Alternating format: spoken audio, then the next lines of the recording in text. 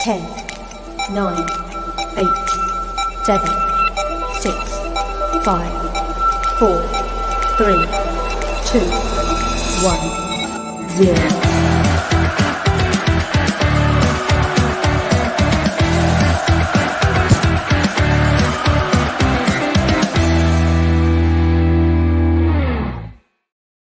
Okay, folks, good evening and welcome to Blue Heart 1872 podcast. Tonight I'm joined by the very own David Edgar from Heart and Hand, obviously official media partner of Rangers Football Club.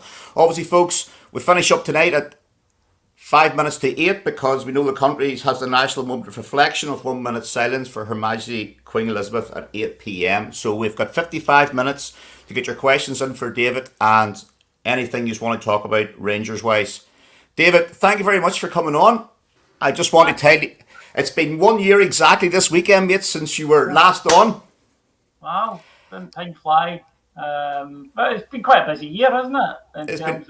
Well, but what I want to ask you the first question, David, is obviously we all know why you were on this time last year. A media attack on Heart and Hand, on yourself and your good friends. Tell us what has happened since. Has anybody in the media suffered any repercussions?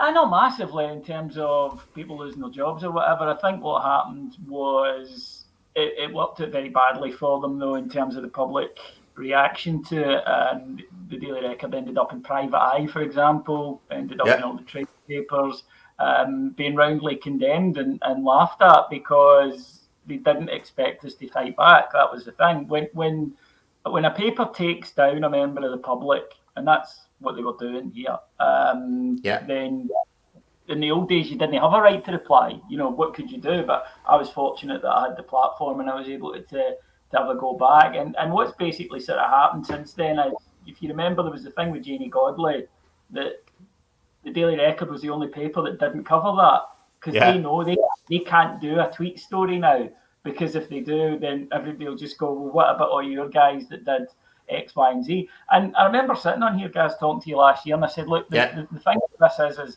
I'm not doing this to try and get people the sack. I'm doing it because they are hypocritical. They are trying to hold us to a standard that they don't hold themselves to.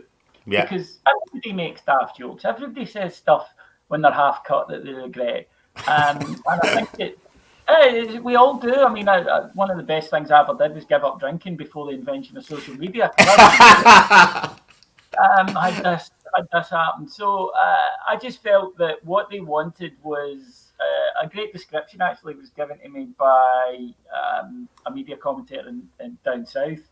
And he said to me that it was grievance archaeology when you go digging to be offended. And he said, it's not even like you are, that you're just going along your business and somebody says something that offends you.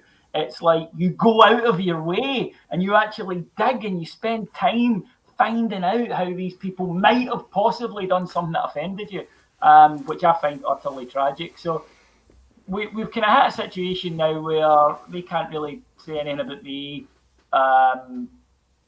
They've tried, they've had a swing at us, and that's fine. But thanks basically to the Rangers support, we didn't go away. One of the disappointing things was that it was a Rangers supporter who was involved with them and who'd gone to them and given them this info. And I know who he is. And he's still a Rangers supporter. Your definition of what constitutes a Rangers supporter, I don't think you grass up other Rangers fans. For grass up, I mean, they haven't done anything.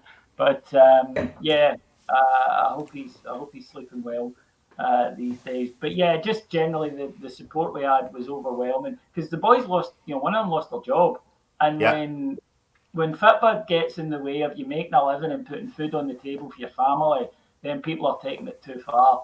And that should never happen. But we came through it. We're still here. We actually grew and we prospered as a website and as a product, I suppose. And that's not to say that there weren't any mistakes. The two boys stepped away and were off air for almost the whole year because they, unlike the Record, they accepted I shouldn't have posted that. I made mistakes because the Rangers way, you look at what was my part in it. You don't feel like a victim. You don't blame the world when something goes against you. You go, what did I do wrong? And we accepted the stuff that had been done, and we tried to come through it and learn from it. But I'm still probably the least popular guy in that press box, I would say, to this day.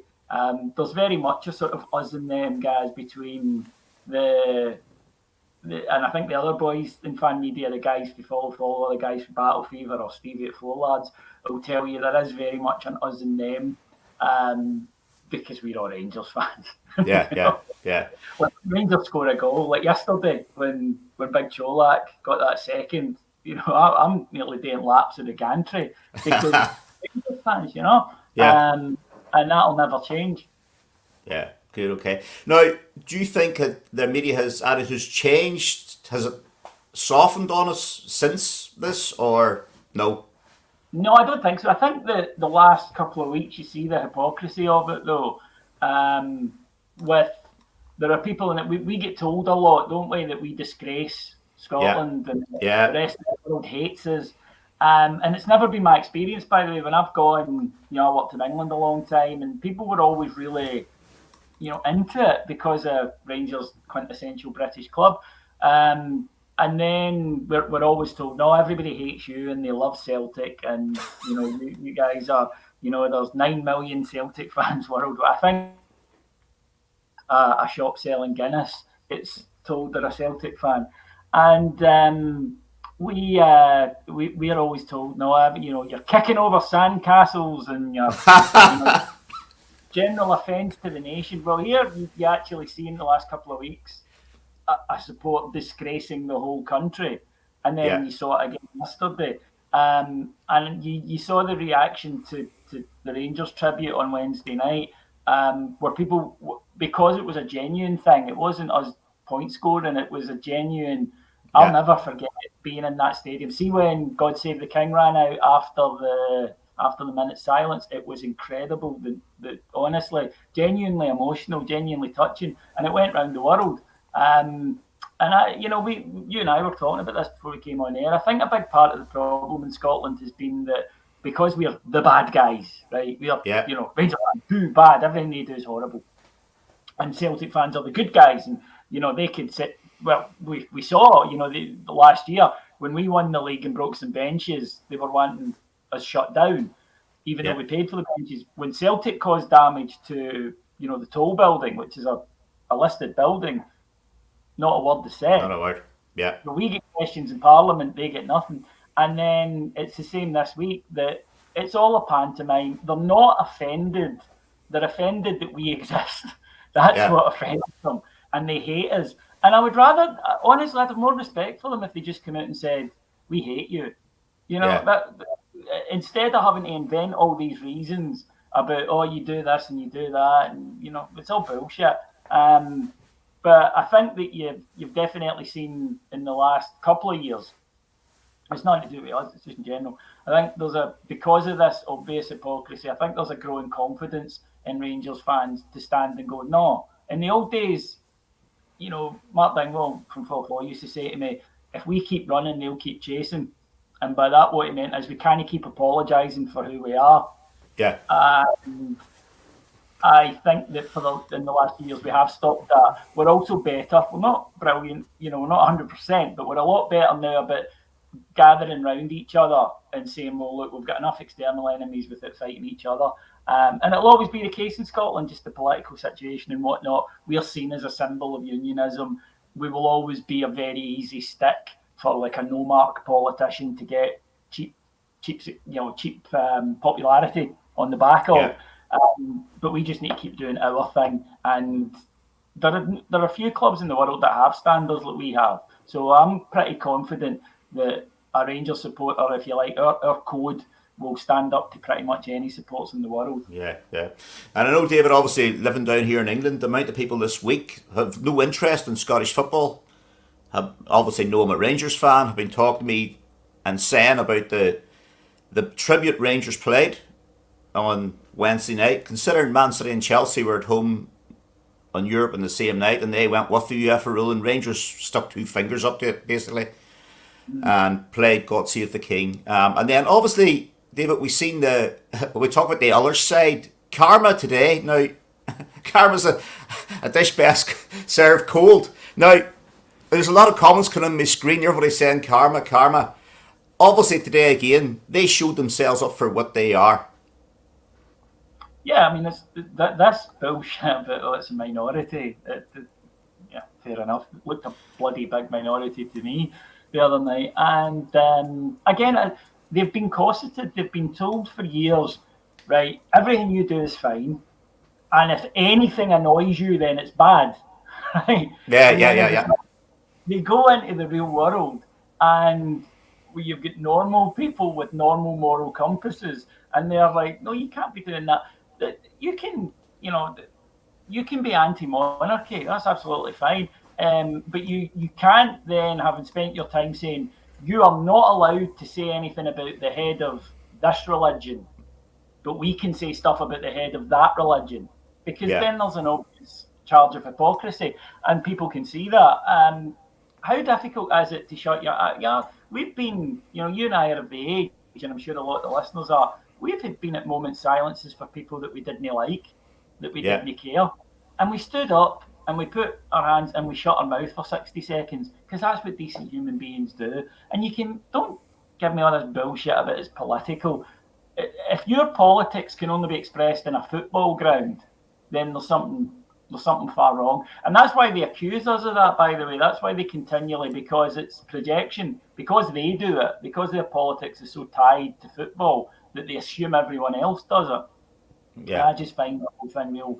It is just bullshit. And you see, that's childish what they did today. That's childish what the Dundee United fans did yesterday. It's like a little boy wanting attention, and even if it gets in trouble, but it gets somebody to pay attention to him, he'll do it.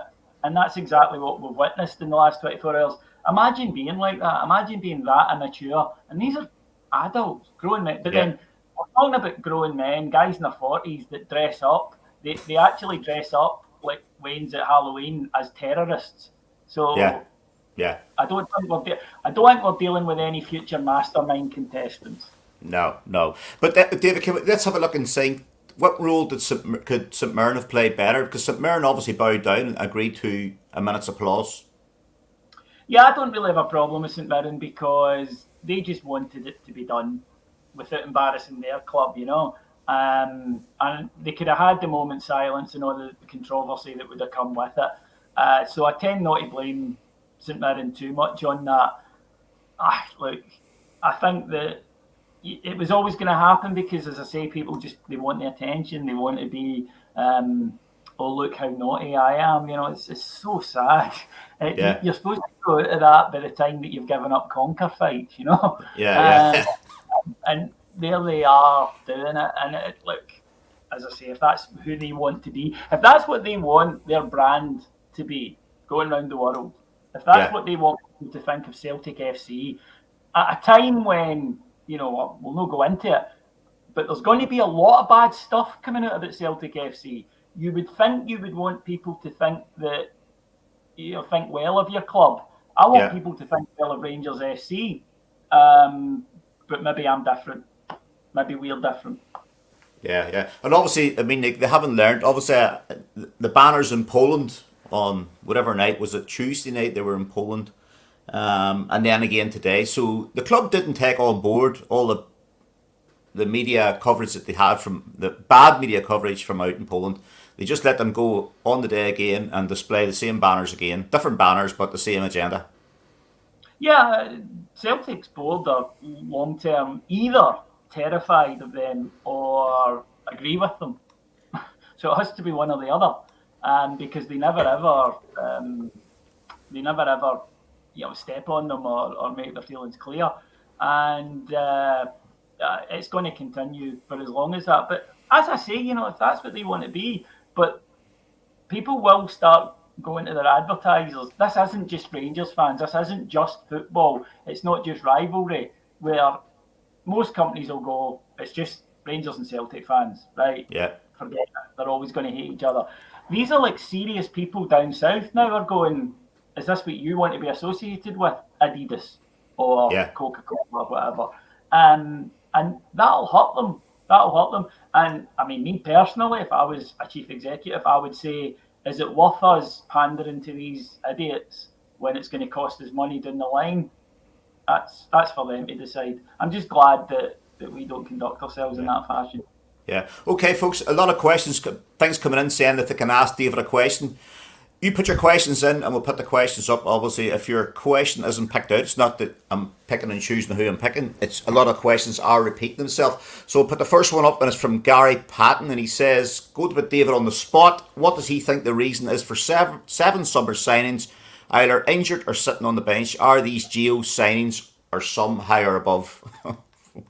I think a mixture. I think that this is this modern thing, directors of football, that they do the lion's share of recruitment. How it generally works, and I've asked at other clubs about this that have this model, and how it generally works is that the manager will say, I need a left back, right? And I need a left back who does this, who bombs forward, who wins his tackles, who's good, whatever it is. And the director of football and the scouting team will go away and they'll come back with a list of 5 or 6 and they'll discuss who they want. It's not like the old days where a manager says, I want him, go and get me him. That doesn't really happen anymore. And Gio is growing up with that system. Remember, Gio was at, in Holland. Well, that's very much the system that's in place. And it will be the technical director that picks the signings. 7 signings coming in and several of them not playing, then, I asked him about this. Stevie asked him about this the other night. Is there an issue with recruitment? And he said, no, it's just, I picked the best team for the game. I don't disagree with him, by the way. Of course, a manager picks a team he thinks he's going to get a result. He picks a team that he thinks will win that match, and so he should. Yeah. The question then is, well, why is that the best team after 3 windows? Why are we going with a midfield of Davis, Jack and Arfield after not more than 3, but certainly the last 3 windows?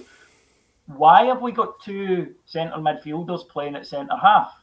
And then when we do bring on a defender, it's an 18-year-old, not the guy we paid $3 million for.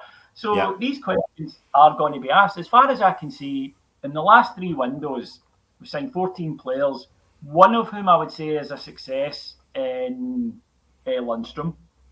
Yeah. If you look at the others, last summer we had Sakala, who the manager doesn't seem to fancy. We had Bakuna, who didn't even last 6 months. 6 months, yeah. Yeah. Then in January we brought in the Polish kid. Now, folk get caught up in him. He was just brought in as cover, and then let go again. That's fine. That happens. Divines come through, but obviously Diallo, who the manager barely played, and Ramsey, who the manager barely played. I know he was injured a bit as well. He barely played him. So only really Sands from that window has stuck about. And obviously it is too early to judge the players who've arrived in the summer. It is. But you would expect them to be featuring a bit more than they have been. And I don't think that's unreasonable because we lost 2 of our best players in Bass and Aribo. And you want the team to get better every window. That's not an unreasonable demand from a fan base. So I think to answer his question, it's a combo of the technical director, in this case Ross Wilson, the scouting team and the manager. But at the end of the day, it's the manager who'll pay the price if the results don't go the way that we need them to go. So I think that Gio is quite right. He should pick the team he thinks will be successful. But I do think if we keep going through windows without bringing in guys who you go nailed on first team player, of course we're not going to get any better. No. Okay, do you think it's strange, David, I've said this in the podcast on Friday night, that Gio, being Dutch with a full Dutch coaching team, is the only Dutch manager without a Dutch player? Worldwide, you see it, don't you? Ten Hag has just come into Man United and he's went back and got a couple of boys for Ajax, and Malacia, the fullback's Dutch as well, or played in Holland. So it is pretty common. And I think that you would sort of assume that, especially with Dave Voss being ex-Ajax youth. Ajax, yeah. Yeah. So you would expect he would have a good knowledge of that, you know, the young talent coming through in Holland. So yeah, a wee bit unusual. I don't care where they come from, but I just want them to arrive and be good. And like I say, you know, Lawrence has arrived, and I think we'd all agree looks pretty good. I think he'll be a really good signing for us. The big man up front is a regular goal scorer, and we can also talk about there are games that don't suit a finisher. But there are games like yesterday that do, where without a guy like, I go back to when Boyd was here, and the amount of games that we were a bit rubbish in, that we won 1-0 or 2-1, and Chris Boyd's got a double. Right? Yeah. And we forget them immediately because they're boring games, but they're vital in winning a title. So, you know, for 1.8 million, the big man looks a good signing. Tillman started well. Now we'll see, because he has slowed down a wee bit, but we'll see what comes in the next few months with him. And the rest of them we just haven't seen. I mean, it really is that simple. There have been injuries, that is fair. But come the winter break, I think we'll have a better idea of where we are with the players. Yeah, obviously the big one that we're not seeing nothing of is the Turkish kid. Obviously that was the biggest layout we paid in the summer. And what have we seen him play? Two games? Yeah. And this is a difficult one, because Borna has played really well. And yesterday, again, I thought he was our best player. Yeah. And I get why you would sign a fullback, though, because Borna does this. He doesn't have a, you know we always talk about Sasa, 7 out of 10. Yeah. Borna's either 4 out of 10 or 8 out of 10. Yeah, that's it. And no evidence suggests every year he has a dip. And then that's when you need competition for that place. So it is a 5-year deal, and he is, 21, 22. So there is a long time to come. It's just, again, was that the priority then? But I do understand why we signed a left back, because it wasn't that long ago we were all going, can't have him in the team? We know he's too flaky. And there might well be. But I'm surprised we haven't, because of that, I'm surprised we haven't seen him get at least more minutes. You know, even if it was half an hour at the end of a game, 20 minutes here and there, I'm a wee bit surprised we haven't seen more of him yet. Yeah. And also, could we use him a wee bit further forward, maybe? Because it's not like Kent is having a great time with it. Might be, I don't know, it might be nonsense, but again, it's about trying to get the most out the players that we've got. But like a lot of managers, he's got his guys that he trusts. He's got his guys that he'll go to. Gerrard was the same. Walter was the same. And maybe you've got to, if you're a new signing, you've got to earn that, you know, trust from the manager. I don't know. But you get a wee bit kind of worried when it's the same guys and they're not playing well. Yeah. And yet they're still on the team every week. Still playing. That's when you begin to worry. Okay. Obviously, David, thoughts on Gio's putting his trust in young kids now, and Leon King and Charlie McCann yesterday. Impressed? Have you impressed? Yeah, Leon King, he plays with an assurance that, you know, usually you've got to play for a few years to get that. But there are guys who are born with that natural, I don't know, presence. Is that the word? You know, that natural command, and it's very handy in a centre half. I like Leon King. I think he's got a real good chance moving forward. Charlie McCann, I've liked right for the start when I've seen him, and he's gone as far as he can go in the B team. Totally agree with Caroline there, by the way. Loved it. But I think that we're not going to learn anything more about Charlie McCann playing in the B team. Right? He's too good for that level. We know that. So now it's a case of can he feature in the first team? And I think he can. I think he's got the ability. I think yesterday, you know, he kind of, by the end of it, he was struggling a bit. They all were. So I'm not going to blame my kid for that in an early appearance. But he's good with the ball at his feet. He's confident. He has a shot in him, which not all our midfielders do. Yeah.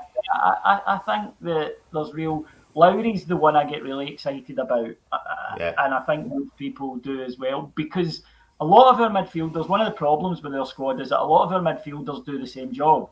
And that's why we have games like yesterday where we need to ask Ryan Jack to go and play further forward. It's not really his best position. I thought he was decent yesterday, by the way. But Yeah. We've asked Kamara to play as a 10, which I don't think he can do, play as an attacking midfielder. A lot of our midfielders, because they've grown up being neat and tidy, getting on the ball, recycling it, keeping a move going, their first instinct when they get the ball is to turn back and keep the ball safe. Whereas Lowry's first instinct is get the ball forward. Just, make a forward pass, can I play somebody in? And that means he'll lose the ball occasionally, by the way, right? Yeah. He's 18 and he'll make bad decisions, but he'll learn as he plays. I think the sky's the limit for that kid. And if it hadn't been for that animal's tackle on him, I think he'd be in the team. He'd be in the team. Yeah, okay. Obviously, David, put you on the spot with this one. And David won't know, but it says, does David know where all the money went from last season's sales, runs in Europe? Are the board keeping a lot of it for the UEFA fair play warning? Yeah, I mean, there's a few points behind that. Firstly, it's not. There was a guy, Kieran Maguire. He's a football. He's not a Rangers fan or a Celtic, but he's English, Brighton fan. But he's the kind of acknowledged expert on good Graham and plenty of that. He was saying in the papers last week that firstly, it's not as much money on as we think it is. Like, we didn't get all the money up front from Everton for Patterson. We didn't get all the money from Ajax up front from... that's a brilliant comment from Wilf. Whenever Piers Morgan is having a pop at you, it's obviously your message hasn't worked. That's superb. So there was that, and then there is this financial fair play because we front-loaded the recruitment over 5 years. But I still thought we would spend a bit more. Yeah. Totally honest, I still thought we would spend a bit more in the summer, and I think we needed to. That's the thing. I think we needed to. I think that we need a midfielder. We need a midfielder who passes the ball forward. The guy that we were linked with was his name Evander, from Midtjylland. I thought he looked ideal for what we need. Yeah. Obviously, everybody looks like a superstar on YouTube, but he had that ability to play forward pass. So, look, at the end of the day, the AGM's coming up, the accounts are coming out, the money will be where it is, and the board will answer to the fans on that one. As I say, I expected a bit more to be spent, but if there are valid reasons, that's fine, but they need to tell us them. Yeah, okay. Name you mentioned there, David, earlier on, was thinking wasn't even the squad just it was Glenn Kamara. Any word on why Kamara was nowhere near the squad even? Did you see him on Wednesday? I know you were going to say that. I know he was poor, but I mean, what, wiped straight out of the squad? There was a lot of them bad on Wednesday too. And he was bad, Matondo was bad, and they were right at the 20. There was rumours kicking about Matondo, but spoke to Rangers and they were very... any of the press that asked were told, no, he's just not picked. He's a good lad, really good lad, and we like him. He just wasn't picked. Kamara, I don't think has kicked his backside this season, to be honest. Right. I just, for me, he doesn't deserve to be in the team at the moment. You could say put him on the bench, but would we really have needed to bring on another defensive midfielder when we had two guys on and McCann got back there as well? So we'll see what happens with Glenn Kamara, but I think we all get the impression, don't we, that maybe he doesn't want to be there. check it a wee bit, aye. And we might be wrong, but his performances this season, I think, I don't think he was great last year domestically, but he came to life in Europe. A little bit like Brahim Hamdani. Remember him? Yeah. You wouldn't put him in your team to play Falkirk, but you would put him in your team to play Leon. And Glenn Kamara was like that last season. But this season, I just don't think he's delivered at all. I mean, for me, on performance, he didn't deserve to be in the squad yesterday. And I think we're much closer to the end of his Rangers career than we are at the start of it, put it that way. Yeah. Question from Curry Muncher, David. I'll let you read that yourself there. Did not change it, a good chance. do we have an insurance policy against? Well, we should always have a list of managers who are doing well. Absolutely. At any point, because you never know. Because even if a manager's doing really well, as we saw with Gerrard, they might leave. And obviously, at any club, if a manager isn't doing well, they might leave. It might not be their choice. So you should always be aware of who's doing something impressive. There's nobody in Scotland that's even remotely, I think, qualified. So it would need to be from out with.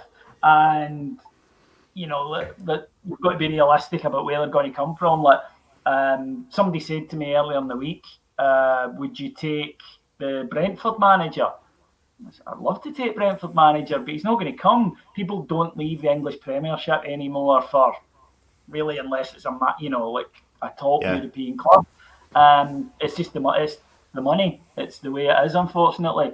I think on FF last week there was a thread about would you take Graham Potter, and I was like, 2 days later Chelsea paid 22 million to take him, and he's on 150 grand a week. So it needs to be somebody from out with those really superstar leagues, I think.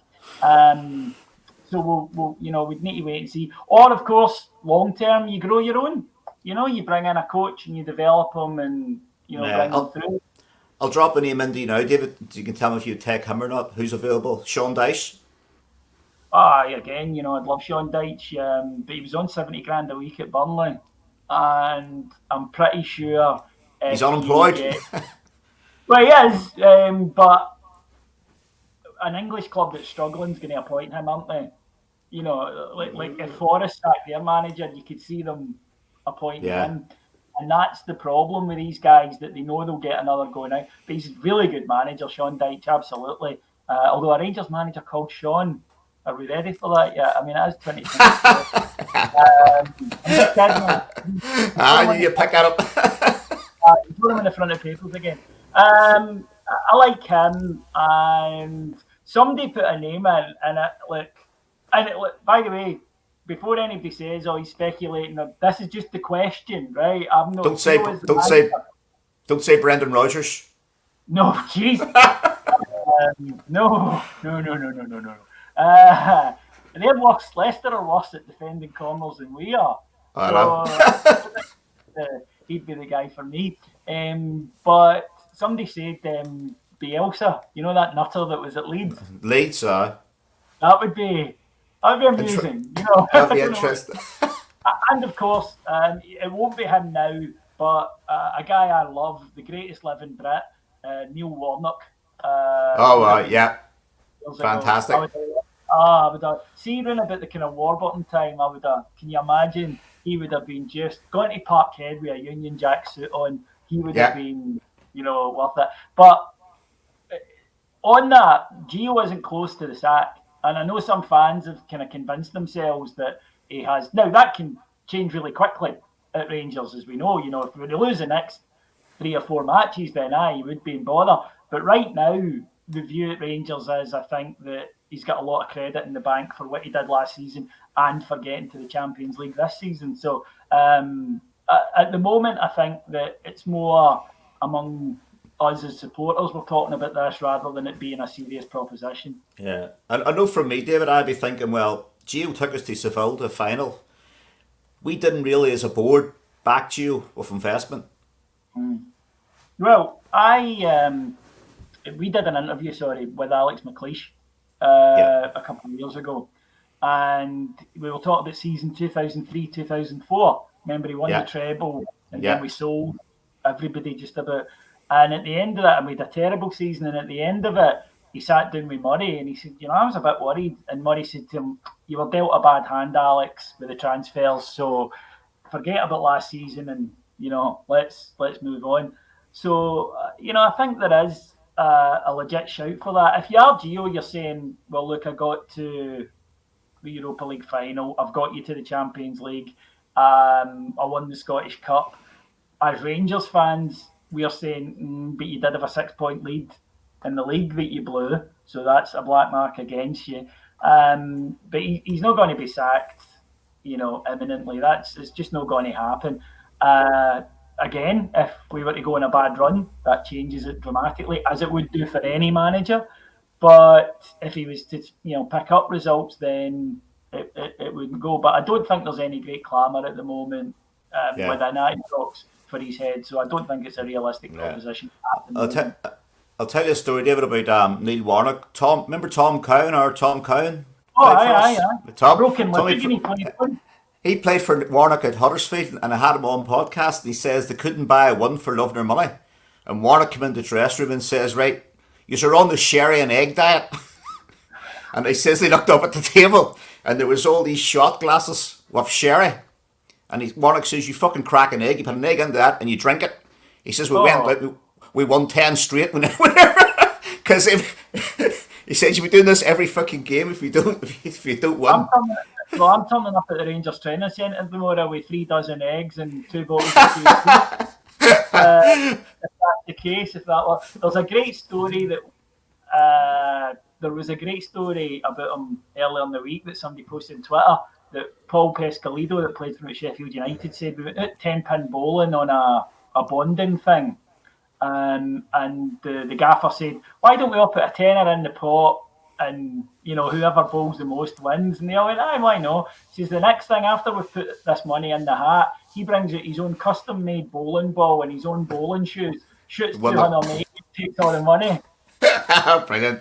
Okay, David, question from Rangers 1979. David, right now, would you pay the mooted $8 million for Sands and Tillman, or do we go with King, Lowry, and McCann that cost nothing? Right now, today? Well, that's... Right. I wouldn't pay it, no, personally. I think that there's clearly a player there with Tillman. I think Sands has been a wee bit hard done to, that he's been judged being played out of position. So I'd like to see him in midfield a bit more. But I would, at this point, no, I don't think either have done enough to justify us spending that kind of money. And as he says, you've got King, Lowry, and McCann to give. Now, they boys might not work it, they might not make it, but I would personally, and listen, I hope in a few months though, I'm going, of course we're going to pay that, I hope in a few months going, we'd be we'd completely off our minds if we don't buy Tillman and Sands, and that could happen, especially Tillman. Tillman's got ability, but right now, today, as it says, the question is, David, right now, would you pay it? I just don't. I mean, what do you think? I don't think they've done enough for us to spend that kind of money. No. I would like to see Sands getting a run midfield. Me too. And I think that's the only way you can judge a player. He's doing his best, but he's like a square peg in a round hole, isn't he, right now? Yeah. Okay. So we'll get through the questions. Wolf, we've gone from loads of chat coming out of the club, reference injuries, etc., to hardly a word about anything. Do you think the lack of domestic pre-match pressers is causing the silence, David?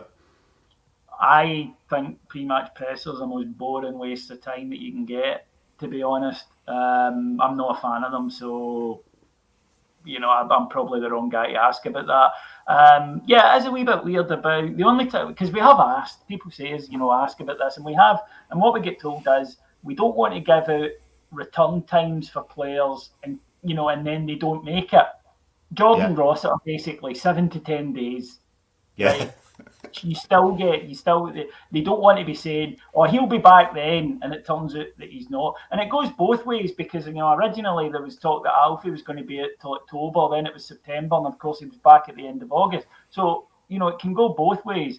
But yeah, I think that me personally, I think that these pre-match, I think the after-match press conferences are useful because you get them when they're emotional, and I think you've got the opportunity then that they'll be a wee bit more honest.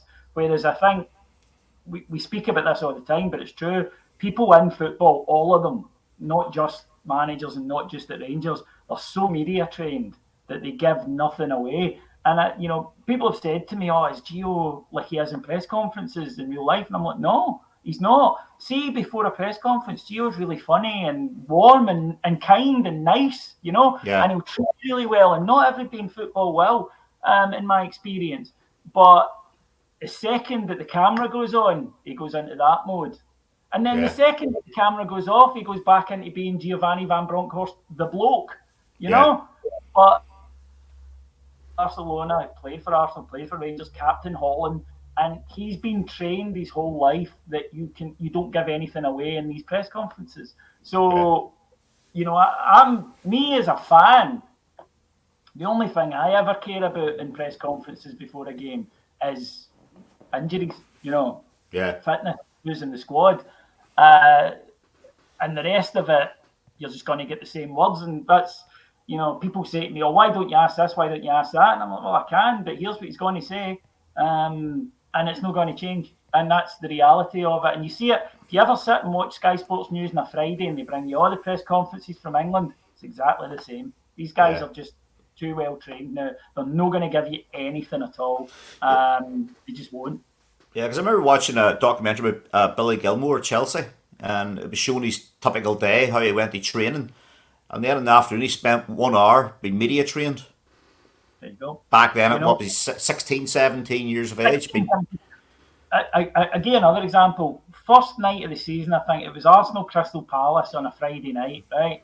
And they had Sky had Gary Neville and Jamie Carragher on the pitch, and they got the young England international for Palace. I think his name's Mark Gay, right? And he comes over, you know, he's doing his warm up, but he comes over with the press guy, and they asked him 5 questions, and 5 times his answer was a version of, yeah, that's true, but we're really looking forward to it, and getting the 3 points is the most important thing. Yeah. They're trained that way, you know. And the other frustration people have with me is that they'll come and they'll go, oh, David, why don't you tell them this? And it's like, that's not what a press conference is for. I'm not being, you know, invited in to tell the manager anything. It's not a discussion. And also, and I get, people get frustrated and they go, why can't Gio see this or that? Do they honestly believe that if some random fan, right, says to Gio, why are you doing this? Instead of that, he's going to go, you're right, Davey. Thank you for pointing that out. What I needed was some unqualified guy who's never played professional football to tell me that. But now you've done that, I'm going to go and I'm going to fucking change that. I'm never going to do that again. Of course he's not. So I get that it's frustrating, and it's frustrating for us. I've sat there, you know, after an Old Firm defeat, and I wanted to set fire to everything, including myself. And I've sat there after, you know, Ajax, for example. But you there's a limit to what you can do. Nothing a manager says is going to make you feel better about getting beat 4-0, ever. Yeah. Right? It's just words. And where we need our actions are on the park. Yeah. Question from Graham McCann. Go ahead, David. It's over to you. This is a brilliant question, Graham. A really top drawer one. He says, do you think the TV deal will go through even though you would have to be daft not to recognise it's a complete clusterfuck of a deal? They should take that sentence and teach it to kids as a beautiful way of completely getting to the heart of an issue, because he's nailed it there. This deal is dreadful. It's less money than we're currently on. It ties us up until 2029, the whole part of the decade. It massively undersells a deal that was already undersold. But 11 of the 12 clubs want it.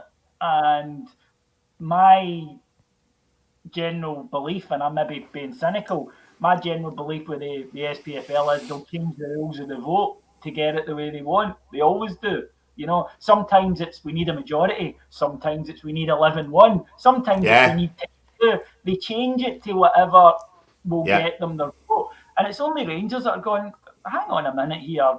The Polish league get double what we get. The Swedish league get double what we get. Why are we underselling this? But from what, again, I can gather, other clubs are, well, what if they don't give us that? Then we're screwed. You know, we'll go bust. We need that money. And we're better having some money than no money. Yeah. Whereas I think if we were a wee bit braver and went, no, sorry, Sky, you underpay for this, and we will go with our own deal, we'll sell our stuff online or whatever, rather than take an undervalued deal, I think either Sky or BT would come back with more money because they need the content.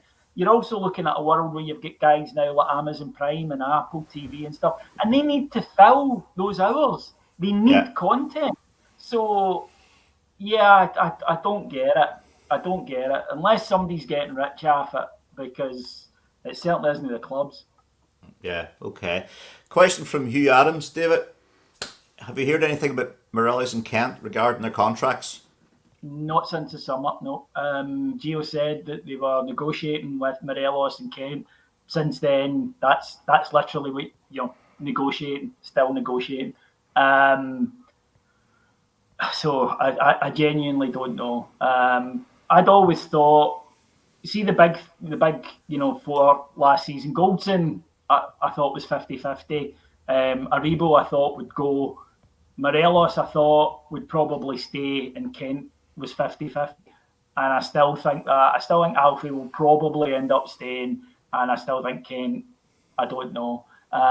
You could argue that Kent at the moment, do we really want to give him a deal that makes him one of the highest paid players at the club based on his form currently? I don't know. I'm a big Ryan Kent fan, but I'm having trouble defending. I've got mates who aren't, and they're going, "Come on, Davey," and I'll go, "Oh, he's good for this and he's good for that," and I'm struggling a wee bit to justify him being in the team. So it's a difficult one. And I'll probably need to hold my hands up and say, Alfie, I love Alfie. So, even when he was a few weeks ago, when all that stuff was happening, I still wanted to just go, you daft boy, silly boy, because he's just so lovable, I think. So we'll need to wait and see whether you saw with the Goldson deal. I mean, I think we all assumed that he's off skate. And then he signed a new deal, so you never know. But I'll put this one up, Dave, from the. Obviously, you don't know this, but it's Gary Patton. Is there a problem in the dressing room or above with poor performances, no fight, not look interested? I think we've seen it before at times, and they've pulled it round. One of the worst performances I've seen for a Rangers team, not with the lower league years, was that Hibs one last year in the League Cup semi-final. Yeah. When I thought they looked as though they would rather be anywhere else than there. Confidence is a thing, and when you get a couple of right doings, your confidence goes a wee bit. Maybe then that's when you need your leaders to step up. Is it that? Is it leadership? I don't know. I would hope the dressing room is unhappy if they're getting hammered. I would want them to be, right, why is this happening? I wouldn't want them to be, all laughing and joking and getting on, because it's not acceptable at Rangers, even with the fact that it was, Ajax and Napoli. I did think against Napoli there was a lot more pride and a lot more spirit in the performance. I think the two before it, what was unacceptable was what Gary said, that there was no pride there, there was no heart, and that's tough to take. Yeah. I can handle, as disappointed as I was after Napoli, I can handle if I think that they've gave everything, and I couldn't say that in the two matches previous to that. So look, it's like anything. If they start playing and they pull it round, then obviously it's a good dressing room. If they don't and the performances are more like what we've been discussing, then absolutely. Yeah. Okay, so folks, we've 5 minutes left. Obviously, here's one. I heard this earlier on, but any truth on us looking at Fabian Delph? I haven't heard anything in that. I would hope there's no truth in it. He's played 41 games in the last 3 years. Do we really need another guy with a long-term injury record? Yeah. Okay.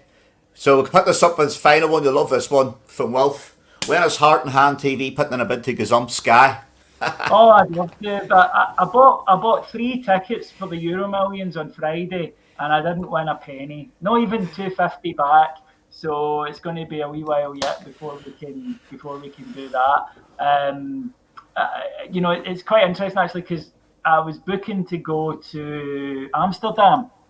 Yeah. And the flights were 800 quid. And a guy for the TV said, "How when you going?" I said, "Oh, I'm flying out on the Tuesday because I need to go via Stansted." And he's like, "Why are you not just flying for Glasgow?" And I'm like, "Because my work don't pay for I pay for my flight. And I'm not spending 900 quid on a flight to Amsterdam that takes an hour and a half.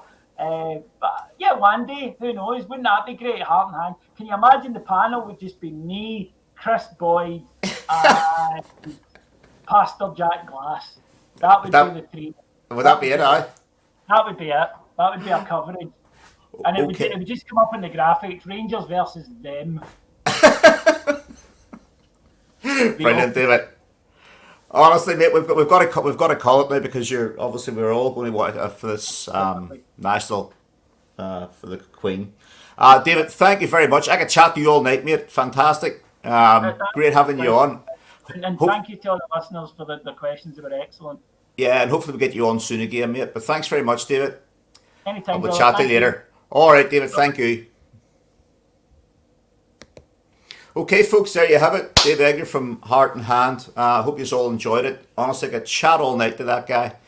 Hopefully, folks, will be back very soon with more podcasts. So if you're watching on Facebook, please like and share. If you're on Twitter, please retweet it. Okay, folks, good night. Thank you.